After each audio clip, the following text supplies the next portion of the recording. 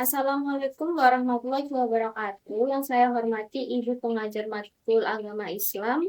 Perkenalkan, nama saya Safira Zahra Dwi Putri dengan NIM 25142204017. Pada kesempatan ini, saya akan membahas salah satu penyimpangan dalam agama Islam, yaitu nikah siri hasil dari hubungan selingkuh. Jadi, kita ketahui bahwa dalam Islam, pernikahan adalah ibadah yang suci. Tujuannya untuk menyempurnakan separuh agama, membangun rumah tangga yang sakinah, mawadah, dan rahmah. Tapi di era serba bebas ini, kita sering dengar istilah yang penting sah secara agama. Tapi, bagaimana kalau pernikahan itu berawal dari selingkuh? Apakah nikah siri bisa menjadi jalan pintas untuk menghalalkan dosa? Secara hukum Islam, nikah siri bisa sah kalau memenuhi rukun dan syarat nikah seperti adanya wali, dua saksi, ijab kabul, dan juga mahar. Namun, kalau nikah siri dilakukan untuk menutupi dosa, hasil dari hubungan terlarang, maka perbuatan ini tetap menyimpang dari ajaran Islam. Lalu, bagaimana jika dua dosa ini digabungkan? Nikah siri dilakukan oleh pasangan baru saja selingkuh. Di sini letak penyimpangannya. Tindakan ini sering kali dianggap sebagai upaya melegalkan dosa. Mayoritas ulama, seperti dalam pandangan mazhab Maliki, mengharamkan laki-laki menikah wanita yang dirusak hubungannya. Mengapa? Karena syariat Islam sangat menjunjung tinggi prinsip sadan lid zari'ah atau menutup celah menuju kerusakan. Jika perselingkuhan bisa dengan mudah diakhiri dengan nikah siri, maka orang akan semakin berani selingkuh. Allah Subhanahu wa taala sudah mengingatkan kita dalam surat Al-Isra ayat 32. Dan janganlah kamu mendekati zina. Sesungguhnya zina itu adalah suatu yang perbuatan keji dan suatu jalan yang buruk. Surat Al-Isra ayat 32.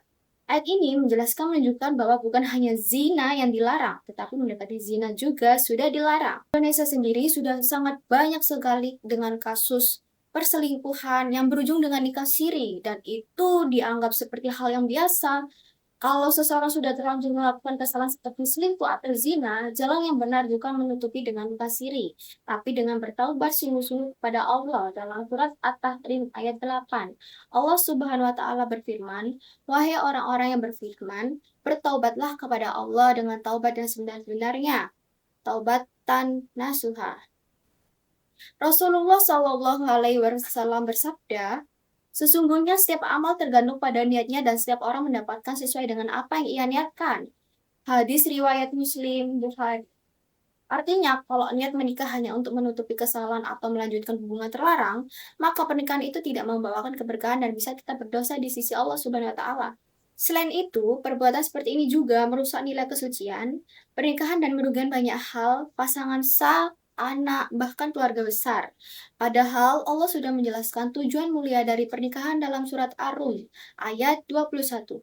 Dan di antaranya tanda-tanda kekuasaannya ialah Dia menciptakan untukmu pasangan hidup dari jenismu sendiri, supaya kamu merasa tentram kepadanya dan dijadikannya di antaramu rasa kasih dan sayang.